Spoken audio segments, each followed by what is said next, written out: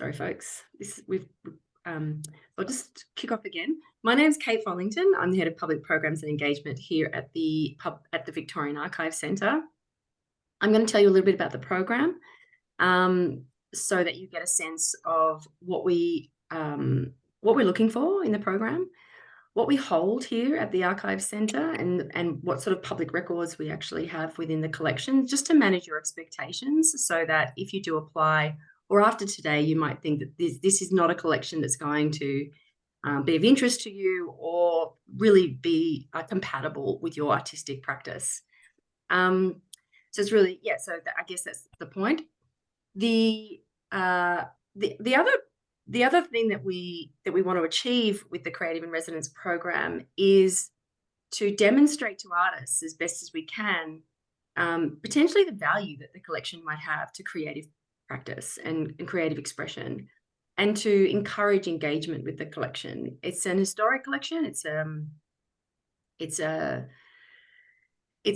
when I say historic, what I mean is we don't have very many records that are recently produced. We do have some, and I'll explain some of those to you, but mostly it is an historic collection. So the purpose of the program is really to engage with artists and creatives and to encourage engagement with the collection, and hopefully to inspire you, regardless of whether or not you're successful in the fellowship, to encourage you to consider using archives as a form of inspiration in your own work. The payment process of the program, so it is a grant of $15,000. The first amount of payment will be given at the beginning of the program, and then the second amount of payment will be given following the production of the work. The fellowship includes support, so researcher support to help you understand and access the records that you may be interested in. Digitization, we have a digitization team, and within reason, we can access that program for free. And also exhibition space. And I'll show you the exhibition space today. The delivery of the works for the Creative Fellowship Program is required ideally within 2024, but we can negotiate with you if exhibiting or sharing your work isn't likely to happen until 2025 due to your own work commitments. Then obviously we can work with you to facilitate some form of showing or exhibiting of your work in 2025 as well. The limitations we have with government funding is always that the funding needs to be spent within the financial year, which is June to June. So for material spend, so there is a material spend that's available, which is up to $10,000, and that material spend is based on receipts. And really the idea of that material spend is to help you and to assist you where possible to exhibit your work and to show your work and to share your work. The program has been designed so that, are my glasses annoying you? Sorry. The program also has a requirement that we document your creative process, not document in any great detail. It's really for us to be able to demonstrate to other artists through, say, a video introduction to what you're doing and how you're engaging with the records, but also a way for us to share that work and that process with other artists so they can potentially be inspired as well to see how you're engaging with the collection, and also to share that, I guess, in the end product. What we're looking for. So we have a strategic objective, which is overarching for the institution, and that strategic objective is to give voice to underrepresented voices. That's the current strategy anyway.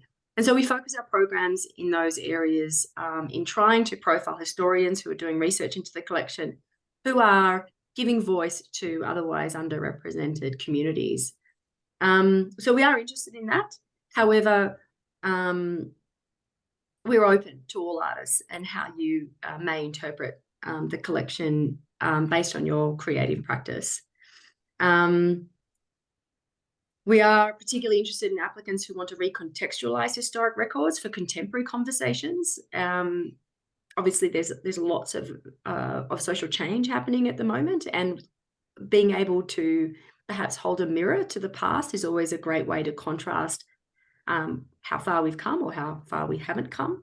And also to showcase, in particular in relation to our First Peoples and Aboriginal history, to showcase truth telling in that process and through artistic expression. Obviously, the final work must feature our records where possible, but I guess I just wanted to point out up front, and I always say this to all new researchers and to students that we have a student engagement program, that the best way to sometimes tell the story is to actually draw inspiration from records from many collections. That may be State Library or Melbourne University or your local library. And our collection can be a complement to other collections. But obviously, because it's coming from, the funding's coming from us, we would obviously like to see our records be your main source of inspiration. The process for application is now open, and we will have an independent panel of judges judging the program. That's a mandate for accountable government. All of our grants programs work that way. We have people from the industry judging any grants program that we run. Yeah, we're envisioning probably 3 judges to have a look at the applications coming in. Yeah, so I'm going to share my screen to go through. Are there any questions up until now that no, great. There's a hand up on attendee 49. How do I see that hand? All right, hold on. Yeah, Greta.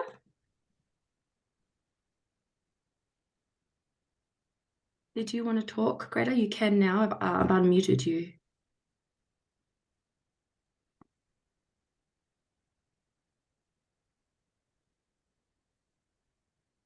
No?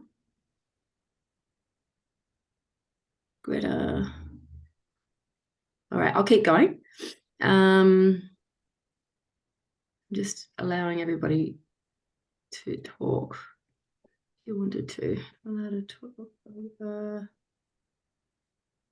Hey, Elizabeth, are you able to go through all of the attendees and unmute them so that they can chat? Yeah, thank you. All right, I'm going to share my screen now.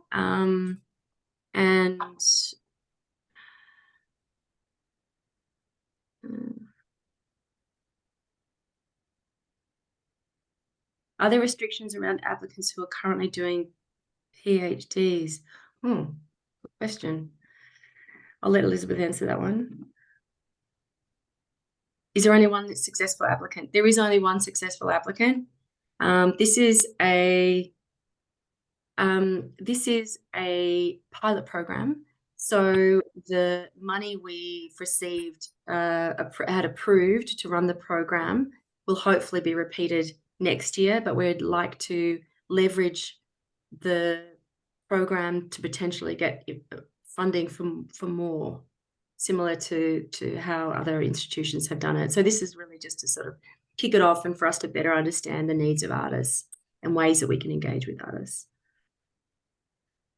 You mentioned the gallery space. Is it mainly for final submissions or can it be used periodically throughout the residency?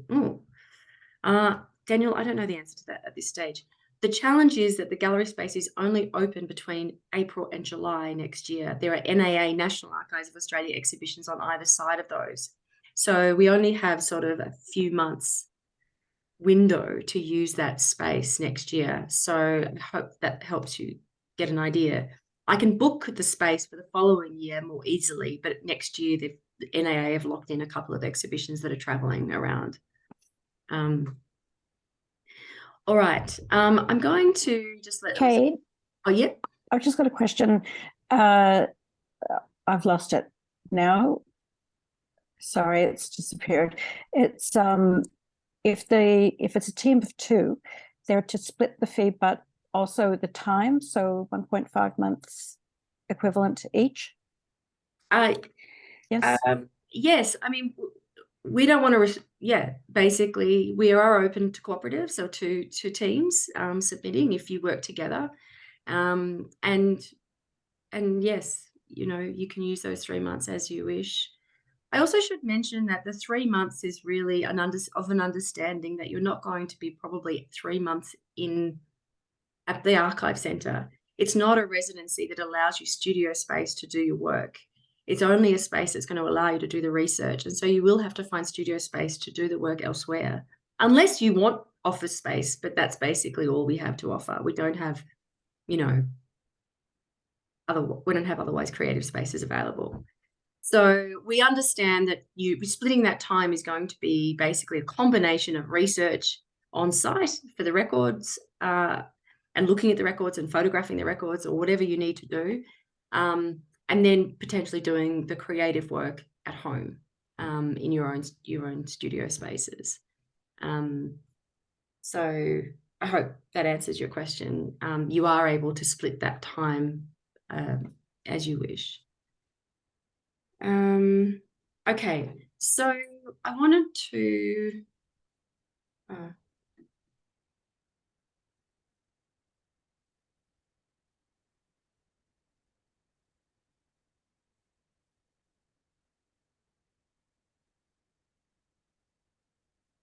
gosh, these are all really interesting questions.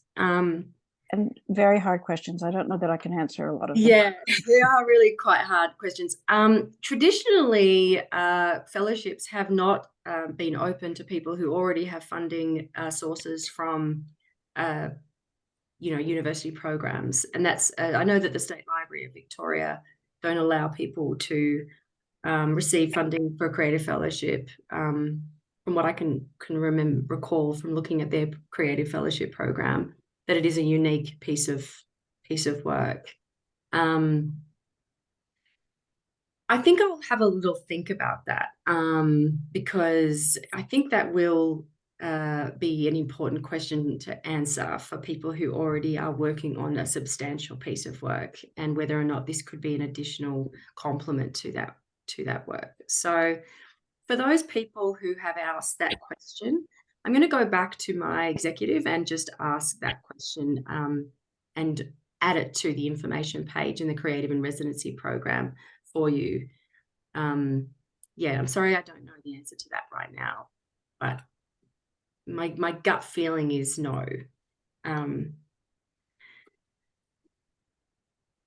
Is there an online exhibition space? Yes, there is an online exhibition space. We do have a relationship with the Google Cultural Institute, and we do put our exhibitions up there on their platform. So that would be a place that we could use to potentially display your online exhibition if that's more your bag.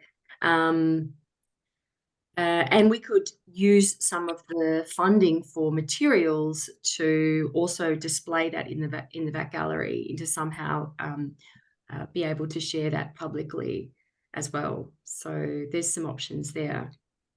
I wanted to share my screen and just sort of go through some other ways that artists have engaged with other archival collections, so you can get a sort of a bit of a sense. Can you now see the Creative and Residency information page? I'm assuming that's... Yes. Yeah. So this is the page on the website where you'll find the information so far. And these links here give you a sense of the types of records that we hold. The gallery space, so if I go, this is the gallery space here. It's a classic cube gallery with a lighting track and a couple of PowerPoints. There's PowerPoints on the floor as well for tech support. This is the reading room, and in just behind these sort of bookshelves here is a quiet glassed room, which we would book out for you if you're going to do research. And there's an image of the collection itself, which is a slice, a very, very thin slice. and of course the Victorian Archive Centre itself. Let's go back. This gives you as much information as we could possibly think of in relation to what would be involved and the types of questions we predicted you might be interested in having answered. So I can go through some of that, but I thought it might be more interesting to sort of just point you to it so that you get an idea of where to go for that information. It's here in the top yellow bar of our website, Public Record Office Victoria, prov.vic.gov.au. And you can see it there. It's also listed here under What's On, Creative in Residency program here. So a couple of examples, or interesting examples that I saw of some work that other artists have done. Michael Takeo Magruder, who has worked across both the National Archives of Australia, but also in London, in the London Archives, probably in Kew, produced some really interesting work with historic maps. And this is called Imaginary City, or Reimagining the City. And I guess looked at historic maps and reinterpreted them or brought them to life, I guess you could say, through a digital art lens. And I thought I'll just highlight sort of some of the work that he did.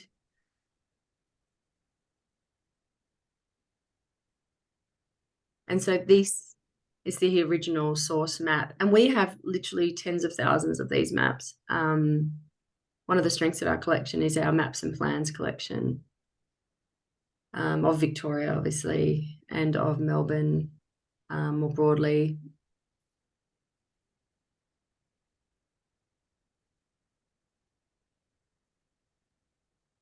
And that's the source map for some of the inspiration of bringing some of the cities to life in relation to the built environment. So maps and plans and property records are one of our strengths, and we have a lot of those. We also have tools with which you can might find those maps overlaid over a contemporary map. So you get a really good sense of where the location of the map was originally. We also hold the early surveyor maps. So the early surveyor maps were the maps that Hoddle's team produced in basically slicing up Victoria. And on those maps, you will see references to the original Indigenous appellations. So the instruction given was, if you can name this particular area based on a local Indigenous term that often referenced a major natural piece of the landscape, whether it be a mountain or a river. So those early surveyor maps are also now used by VACL, the Victorian Aboriginal Centre for Languages, to identify early language records. But we also have quite a lot of other records related to language records, early language records. This is a group, the Orb Weavers. They looked at, again, property records, but looked at West Melbourne and the waterways, and then produced music based on inspiration that they found by looking at how Birrarung or Yarra River had been changed over time. You can find this link. I'll share all of these links with you. And she just goes through basically her inspiration in how she looked at the way the waterways had changed and then composed a series of songs and music around that idea.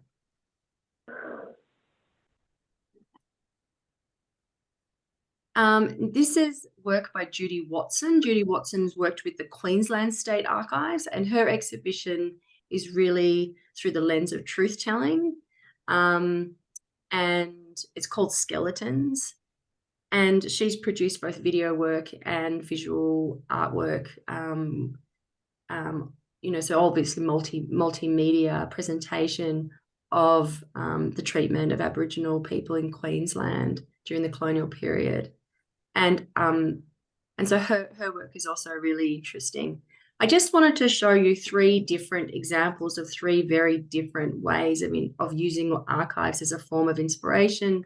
And we are really open to to however you think would be the best way to optimize the time that you have and what's possible in producing that work in the time that we've allocated. Now I wanted to go to the next one, but the information bar is in the way. It's very annoying. I can jump this way. Okay, so now I'm going to show you a video which hopefully will help you better understand what we hold and what we don't hold. I'm just going to play the first 2 minutes. So you can get a sort of a bit of a dive. And conduct deeper archival research. Don't worry, it's not as hard as it may seem at first. I'm going to cover off the most commonly asked questions about researching public records. We hold more than 600,000 digital records and around 100 kilometres of hard copy permanent records created from the 1830s right up until the present day.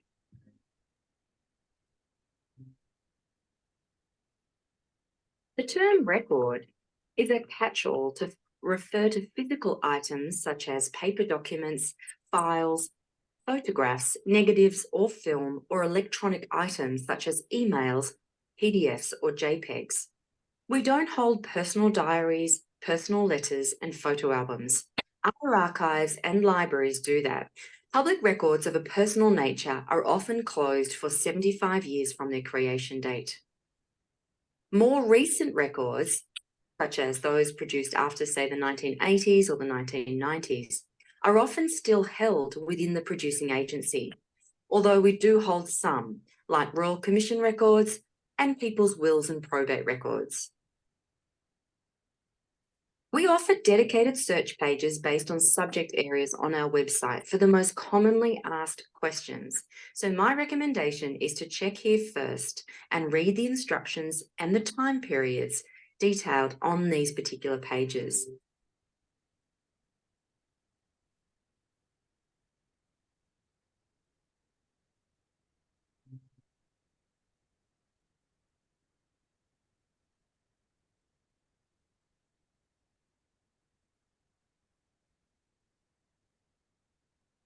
This particular instructional video is going to analyse the catalogue results pages to help you achieve the best result for your search.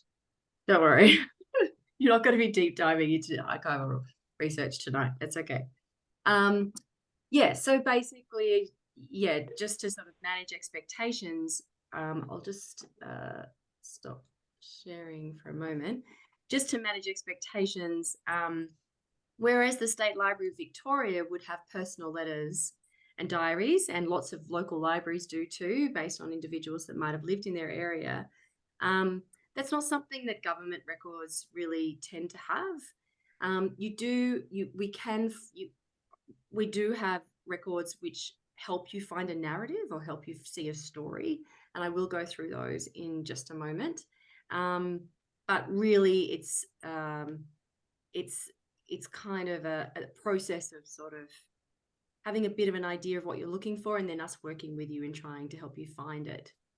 So some of the places that are worth looking at are our photographic records. So I'm just going to share again. I wish this got away. So can you see that? So yeah, we have photographic records. Most of the photographic records that we hold are going right back with the earliest 1860s, I guess, onwards. You wouldn't find photographs of individuals, but you will find photographs of public works, the cityscapes, trains, trams, different education department photographs, those kinds of things. And over here on our Flickr album, if you go through those, you'll also get a good sense of the type of photographic records we hold. what's the next one? Sorry, I'm just as we mentioned, exploring by topic is a really good idea. We have a lot of crime records, and those crime records are a really good way of kind of, I guess, finding a narrative or perspective on a story. If you're looking, if you want to be inspired by a particular individual story. One place that I would recommend having a look at is this particular brochure, which is it is in fact our physical brochure that we give out in the Archive Centre itself. But what it does is it really sort of zeroes in on the type of records that we hold and the stories around them.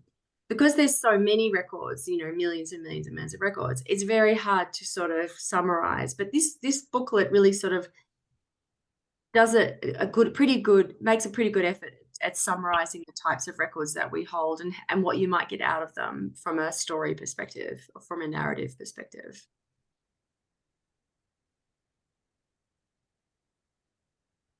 The imagined city is a really strong theme in some of our records. This is a curatorial approach when we explore what was planned or imagined for a city but was never realized. And we have a lot of plans that were never realized. Wow.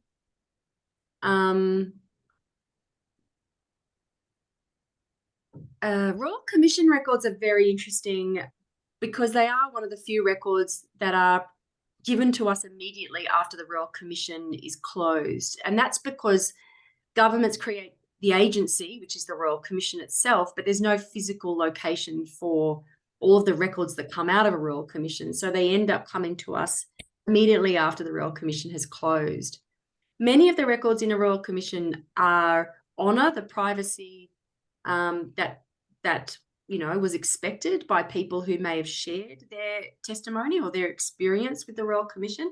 Royal Commissions are obviously, if you know, just to bring you up to speed, are often a lot of people sharing personal stories about their lives. In this particular case, the Black Saturday fires, the witness testimonies in that particular Royal Commission are pretty extraordinary. People's stories of escape, of survival, how they managed to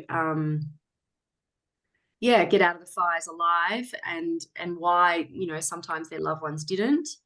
And you know, you reading Royal Commission records are an amazing insight into where, you know, that particular subject area, and so that's where you might see a narrative but you wouldn't think you would. So yeah, they're really interesting records. We have lots of photographs of public transport, trains, trams, phone, you know, endless photographs of those. We have advertising records, not the original posters because they are under copyright, but we have photographs of advertising boarding because of the train collections with us, and they did a lot of advertising, and so we have all the photographs of those historic ads.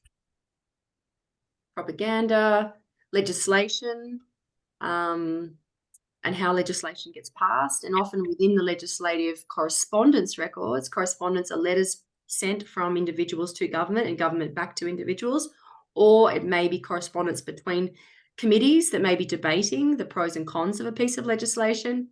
Within those files, you'll often find interesting insights into attitudes that are no longer appropriate, or, you know, attitudes of the past.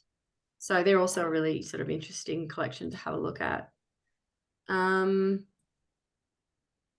Yeah, crime records and health records. So you'll find in inquest records, they're open until 1985. And that is the inquests themselves will have witness statements in there. So observing like what happened and how somebody died. And you'll find that it's because the witnesses sharing their perspective of that person's life, it's a very really creative writers often will read inquest to get a sense of the voice of the time.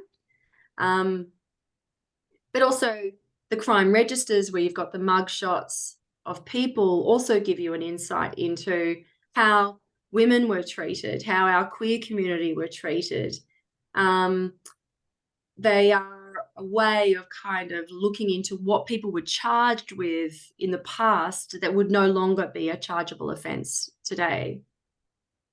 And similarly with mental health records, you know, if you start to go through the mental health records, you start to realise that we have an identifiable name for this now, but we didn't at that particular point in history. And obviously we have people's wills and probate records. Wills and probate records are open as soon as you pass away, and they go to Prov, and they're also open records. I mean, obviously there's an ethical position that we, you know, needs to be considered. Even though we want to engage with artists, we also have an ethical obligation to remind you that, you know, these are individuals' records, and we need to be respectful as well. So that's a really good place to get a sense of the types of records we hold. And the other place that's really worth looking at is when you search on our website, you can search the collection. Why is the search button? Yeah, you can search the collection, but you can also search the website.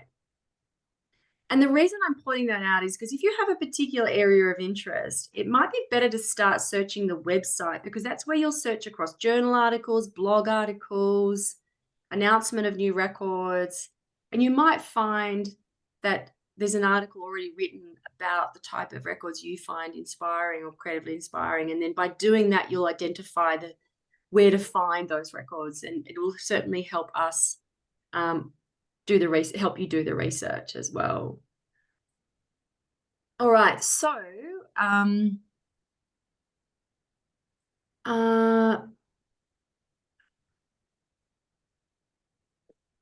that's all I think that I was going to share with you today. I'm just going to stop sharing. But I am interested in your questions. So if you have any questions that or some gaps in about the program that you'd like to ask, perhaps now would be a good time.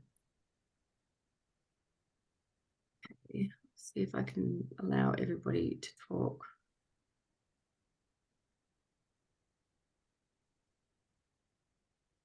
Oh, someone's put up their hand.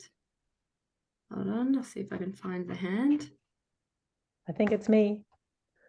Oh, Amy Sexton or Catherine Ryan? I'm Amy, if that's all right if I speak. Okay. I was just wondering, so I'm in Ballarat. Everything's sounding very Melbourne-centric. I'm assuming that the public records are regional Victoria-wide though. Are you looking for something that's specifically Melbourne, or interested in a full Victoria project? No, absolutely regional. Thanks for pointing that out. Yes, no, absolutely. We do have an office in Ballarat, which you probably know. And they won't have. So what were you thinking of potentially using the space in Ballarat if you were going to do this research? Possibly. I'm quite happy to come to Melbourne to do it. It's just I would be looking at my projects around whiskey and Ballarat and regional stuff. So yeah, right, cool. Yes, yeah, we're open to yeah. If Ballarat has records that are compatible, if the Ballarat collection has records that are compatible to your research and it's better for you to be there, then we're open to that as well. Yeah, you might find, depending on that particular subject, that you would have to go back and forth, because I'd imagine we would have perhaps the early licenses related to alcohol, but could be wrong. thank you. That's really good to know. Yeah. Catherine? Thanks for all the information. I'm just wondering, I know it sounds like there's a bit to be clarified in terms of whether you're eligible if you're doing a PhD. But separate to that question, is the Public Records Office, will they only fund projects if they're the sole funder, or if there's like funding from other sources? Is that possible? Yeah, that's my question. Yeah, I think that's sort of coupled into the other question in relation to university funding. So I think it's something I need to go back and ask about, because I Yeah, sure. can imagine it may be something that other artists are curious about as well. Yeah. Yeah. Yeah. Will that be sort of put up on the website if there's an answer? Just thinking if that's kind of information that's relevant for a few people, rather than having lots of individual emails. Is it a follow up? I'll put it up on that page, the Creative in Residence page. Awesome. Cool. And I'll talk it through. Okay. I have had some really great support and correspondence with the State Library of Victoria crew that manage the fellowship program through there, and I might ask them how they deal with because also, I mean, even with PhDs, there's a difference between, I mean, I don't know, like this might not be a project that's necessarily part of someone's PhD, or I don't know, there's all these different, it doesn't necessarily mean that it's like something that's for assessment as such. Yeah. There's all different permutations of that stuff, I suppose. Yeah, that's right. Cool. That's Thank right. you. Yeah. Thanks for thanks for clarifying that. Anybody else? Hey, Lucy McMahon's got a question that she's asked twice. If you wanted to use the archive material for a film, would it be okay to show a work in progress version of the film at the gallery rather than the final product?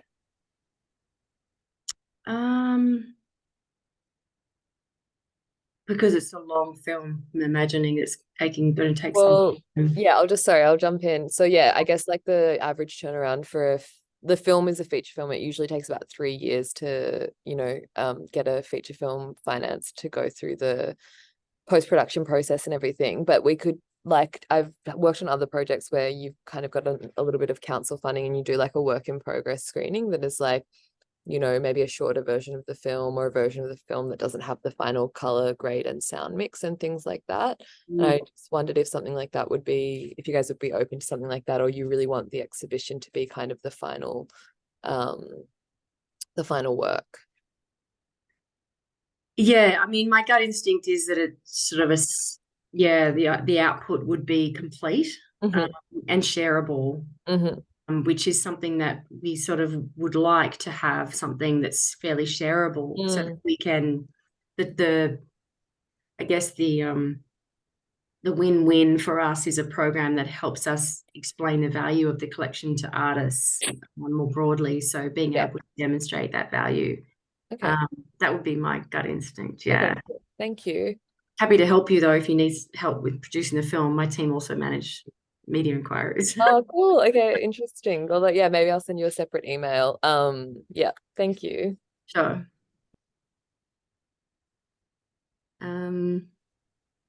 Any other questions? Maybe somebody who's muted.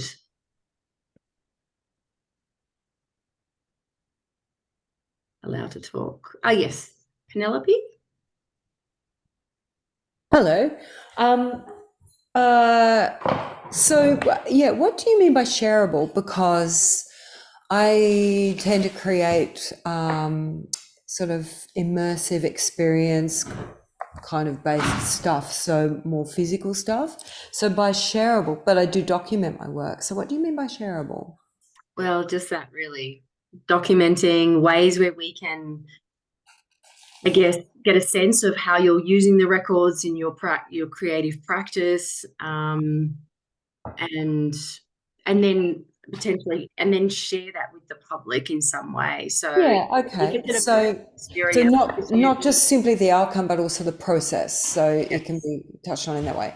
And then also, I've written in the chat, but is there an underused sort of section of the records that you kind of desire, that is more desirable to you to have that exposed? So for example, the State Library of Victoria used to want their realia section, and they still do, want their realia section kind of more explored, so that it had more public. The rare book collection, is that what you said? Realia. Yeah, that was the State Library of Victoria. Ah, right.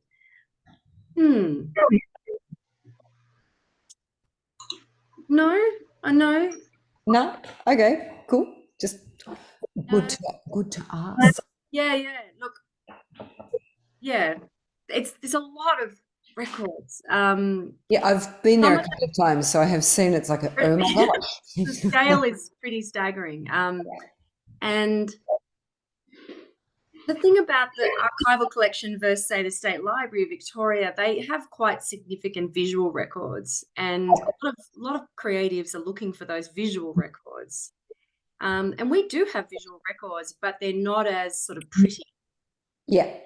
So it's really tests creatives' ability to see and produce something that's evocative, interesting to engage with from the public's perspective, using records that are otherwise quite dry. Yeah. The photographs obviously aren't dry; they're quite beautiful, but yeah. And so asking me a preference, it's not like I say, oh yes, you know, these beautiful records in this particular part of the collection. No, they're all. Sorry, I'm being a bit of a question hog. One last question. Is there, when you say for the public, is there a particular audience / public that you are attending to or focused on? Or is there a gap in, like, do you want to attract a certain audience that's currently underrepresented in your, you know, whoever comes to you or Yes. Yeah, totally. Look, we're always trying to build new audiences. One of the artists that we would like, one of the markets that we would like to build is our creatives, writers, people who are, you know, hands-on practitioners. So yeah, that particular market. But we find that when we host events and talks and exhibitions, we have a really diverse range. Do you have many children or young people attending? We have no children attending. It's not a space really. We've never produced work specifically targeting children, mostly because they're not a market that are going to go on and do archival research.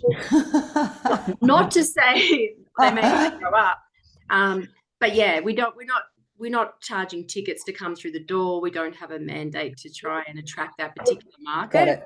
Yeah, it's really about encouraging engagement with the collection in all different ways. Right. Yeah. Cool. Thank you. That answers that.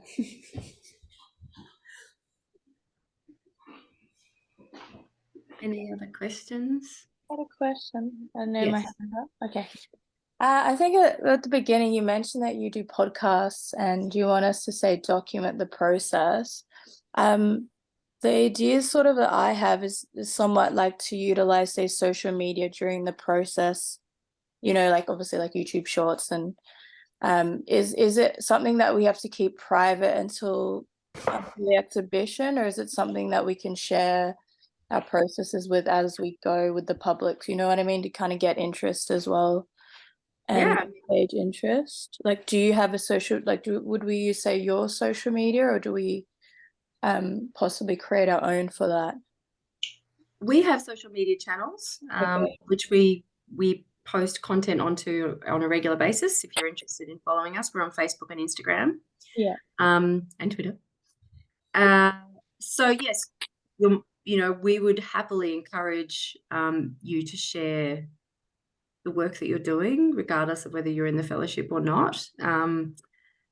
Yeah, and we have social media streams, and we'd probably do some profile pieces similar to the way the fellowship works at State Library Victoria. They always do sort of a profile piece of the artist and why they're interested in those particular records.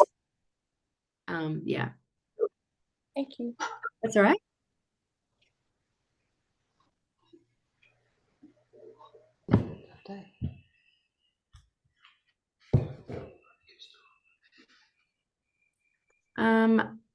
So as far as kind of the support you would get, there's some other people. Where is the hand?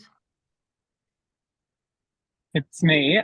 Sorry, I just wanted to ask, Can we combine our research with contemporary research that we might do as part of the project with the Public Record Office, or is it that you really want us to draw from the archive material rather than combine it with things contemporary research, I guess? Look, I think that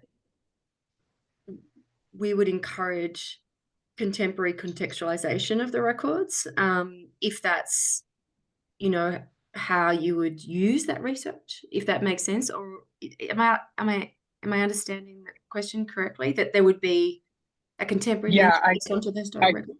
Yeah, I guess like you were saying before about looking through the archive materials to find a narrative. If we then wanted to continue to explore that narrative, potentially contacting people related to whatever we're researching, is that all good? Or like, is there like an ethics process that you'd want us to go through to do that? Or are you sort of happy for us to go down that path by ourselves? It depends. Yeah, I mean, Elizabeth, do you get this question in the reading room very often? Sorry, can you ask again? I was just typing an answer to somebody. I think my understanding of Barbarella's question was, if they've come across a narrative of a person's life, for example, in the records, is it ultimately up to them as researchers to contact potentially descendants? Barbarella? No, I haven't come across that as an issue, because most people who are investigating a person are doing it for family research purposes, whereas this would be for publicizing a it's a different issue, really. So no, nobody's ever asked. I guess this falls into the category of copyright. In most cases, our records are out of copyright. They don't have restrictions around them. It really comes down to your own, an ethical position around how you frame those records within the piece of work. Remixing is part of the Creative Commons license, and that's predominantly the license which falls, which most of our collection falls under. So we are fully aware that, this type of program can be provocative and raise questions and point the mirror at some things that might be difficult histories. And so I think it's a case of you as an artist taking on that responsibility, and ultimately, because that's how the law is, you are ultimately responsible, and making those contacts yourself. That's how we are as an institution. That's our position as an institution. We wouldn't do that research for you. That would be ultimately up to you. So lots of writers, for example, come in, they find inquest records, they want to write a book about the crime. They then reach out to the family members to try and get the other parts of the story that they can't get through the records. We aren't involved in that. That's ultimately the author's responsibility. And so I think that would fall into this category as well. Does that answer your question, Barbarella? That wasn't my question, but Oh, sorry. The social media questions. Like, I think someone else came on after. Right. Does that answer the question? Yes, it does. Thank you. Great. Barb Kelly?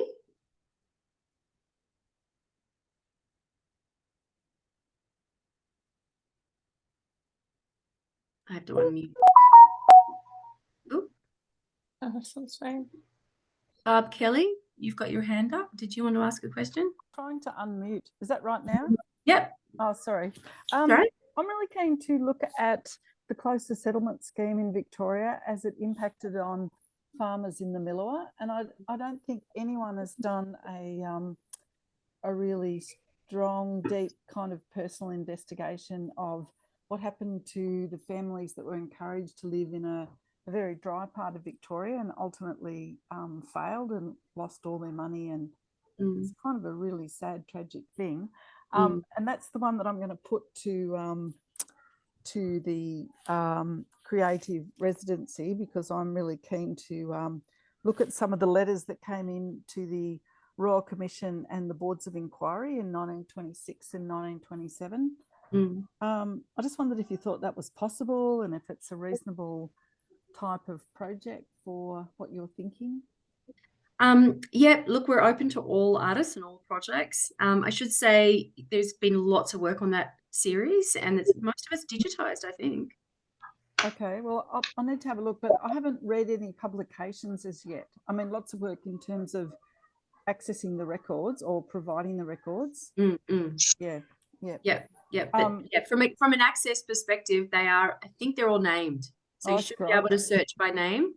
And if you contact me separately, I might be able to point you to a tool you could use to try and find the records on a map. Great. Well, I'll do that. And thank you very much. And yeah, I think it's a wonderful program. You know, I just think it's a great idea.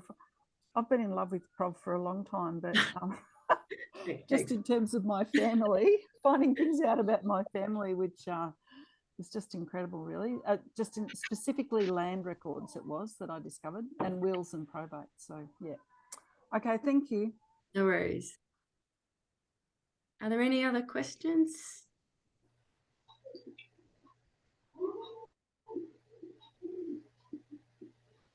So I'll put some of the links that I shared today up on. I'm hoping that I can. Actually, what I might do is we should have all of your emails through the Zoom account. Or I could put them in the chat. Let's see if I can put them in the chat now. An email would be better because the chat message disappears at the end of the Zoom, so we'd all have to copy and paste it. Yeah, okay. All right, I'll email you just the links to some of those artists and some of those places that I've mentioned that are good to have a look at, just to kind of manage your expectations on what's possible in the 3-month time frame. The 3-month time frame for the fellowship can be stretched over 12 months. The only limitation we have is that we have to do that first payment before June 2024, and I have to do the materials payment out before June 2024. So you do have to sort of think about that from the perspective of your creative practice and whether or not that's actually viable to kickstart the project in that first half of 2024. But the delivery of the works can happen at the end of 2024 and into 2025. The exhibiting space is available between April and June 2024. So definitely first half if you want to use the space. I can book the VAC gallery for the following year as well. Any other specific questions? Barb, did we answer your question? As in Barbarella or other Barb? Barb Kelly. Yes, thank you. Yeah, her hand was still up, that's all. Oh, sorry. All right. Hand down. Is there anybody else that would like to ask any specific questions? My email address I'll put onto that information sheet I send out to you. And if you have any questions as an artist independent of this fellowship program that you are interested in, and I can perhaps point you to where you might find some of those types of records in our collection, please feel free to email my team. There's 4 of us, and there's also Elizabeth, and I'm sure she would be happy to help you as well. The whole idea of this program is to really try and encourage artists to be more engaged with the archival collection. Any other questions? Hi there. I'm not sure if you can hear me. Yes, I can. I have a question. Hi there. Just asking about the gallery's availability in 2025. So you mentioned that there's that nice window in the beginning of 2024. In terms of the availability in the following year, do you have any kind of idea of what's possible then? Or I guess if there's any restrictions on that year in terms of showing the work in that following year? I think there's much booked in for 2025, to be honest. We only really work a year in advance, and it's usually between me and NAA that nabbed the space. Okay. So there is some flexibility. We do usually do a collaborative, co-curatorial kind of project with street photographers, and we will do that at some point in 2025. But yeah, at this point it's pretty open. Just in relation to that gallery space, would it be possible if that final work was to be exhibited in 2025, but that window that it's open in 2024 could be used as a kind of experimental space? Yeah, I reckon that sounds cool. Yeah. Yeah. Okay, great. Good to know. Thank you. Yep. All right. We are moving to is there any other questions? Sorry. Yep. Thank you, everybody, for giving up an hour of your time to find out more about this program, and also to find out more about us as a collection in the city. It's really encouraging for us to see so much interest. As I mentioned, if you do want to do projects independent of the fellowship, we encourage it. And certainly if you're nervous about the copyright stuff, there is a link on that information page which will explain all about the type of copyright that is overlaid over most of the collection. Otherwise, I'm going to bid you farewell. If you have any other questions, you can always email me. But otherwise, have a good evening. And if you're joining the tour tomorrow, I'll see you tomorrow. Farewell. I think I've finished. Thank you.